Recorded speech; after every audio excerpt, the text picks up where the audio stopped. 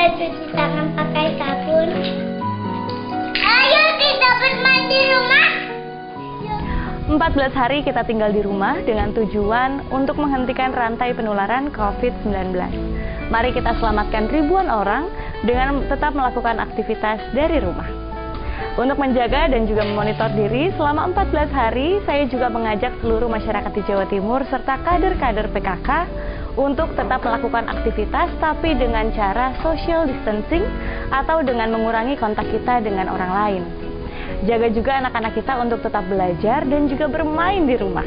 Jaga kondisi tubuh kita agar tetap sehat dan juga bugar dengan mengkonsumsi makanan yang bergizi dan juga sehat. Tapi ingat, jangan sampai panic buying atau memborong, karena apa yang kita lakukan akan mempengaruhi saudara-saudara kita yang lain.